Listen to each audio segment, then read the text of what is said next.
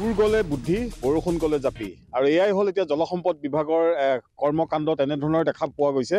Camera person ৰাজুক মই প্ৰথমতে দেখুৱাবলৈ ক'ম যে এয়াই হ'ল হাতীমূৰৰ চিগা মথাউৰি অংশ, যিটো প্ৰকাণ্ড এটা দ খাৱৈ সৃষ্টি হৈছিল যোৱাটো বানত 2 জুলাই 2024 2 জুলাই তাৰিখে যি হাতীমূৰা মথাউৰি ছিগিছিল স্লুইচ গেটৰ সমীপত, আৰু তাতে এটা প্ৰকাণ্ড দ খাৱৈ হৈছিল। আৰু ইয়াতে যোৱা 26 জানুৱাৰী গণতন্ত্ৰ দিৱসৰ দিনা সন্ধিয়া এজন যুৱক বাইক আৰোহী ইয়াত আহি পৰিল আৰু তাৰপিছত তেওঁৰ মৃত্যু হ'ল। আৰু তাৰপিছতে দেখা গৈছে এতিয়া জলসম্পদ বিভাগৰ গা লৰিল।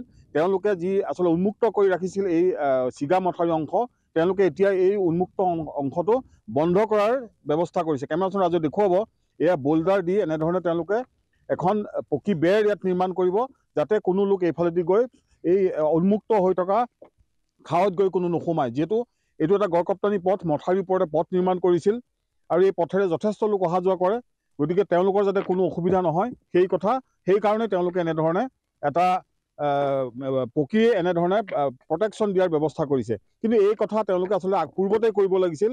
হয়তো তেনেধৰণে পূৰ্বতে কৰা হ'লে যি 26 জানুৱাৰীৰ দিনাখন যিটো অনাকাংক্ষিত এক ঘটনা সংঘটিত হ'ল, এজন যুৱক বাইক লৈ আহি ইয়াত খাৱৈত সোমাই মৃত্যুমুখত পৰিবলগীয়া হ'ল, সেই ঘটনা হয়তো নিশ্চয় নহ'লহেঁতেন। মই ইয়াতে যি শ্ৰমিক লাগি আছে তেওঁলোকৰ পৰা জানিব বিচাৰিম কি হৈ আছে ইয়াতে। এতিয়া পাথৰৰ ৱাল বনাই আছো আমি। কিহৰ কাৰণে ৱাল বনাইছে? এই মানুহ অহা যোৱা কৰে, ইয়াত পৰি যায়, চকু চাব নাপায়, এইটো ফটকে আহি পেলাই সোমাই যায়। এইটো কেতিয়াৰ পৰা বনাই আছে? এই 4-5 দিন। 4-5 দিন মানে এই যে ঘটনা এটা হৈছিলে আপুনি গম পাই? ইয়াতে যে এটা ঘটনা শুনিছো, আমি দেখা নাই। ঘটনাটোৰ পিছতে হৈছে ৱাল দিয়াৰ ব্যৱস্থা কৰিছে।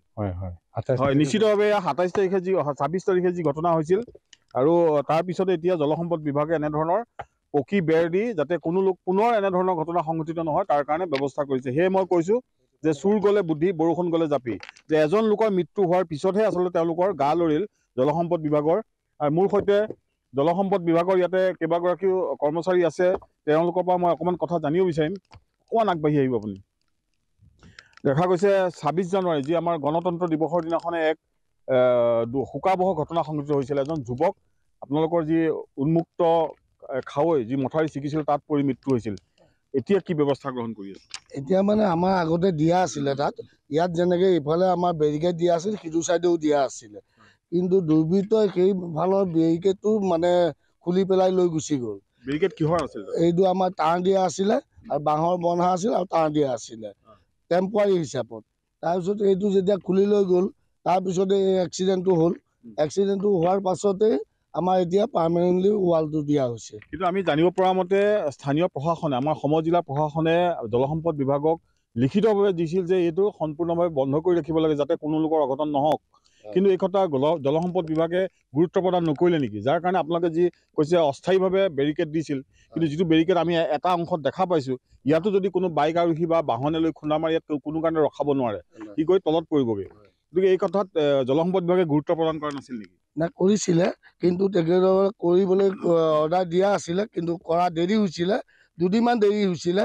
সেইটো কাৰণে এতিয়া মানে এক্সিডেণ্টটো যিহেতু হৈ গ'ল, এই উপায়টো নাই, এইটো কোনেও কৰিব পৰা বস্তু নহয়, সেইকাৰণে এতিয়া পাৰ্মানেণ্টলি এইটো দিয়া হৈছে।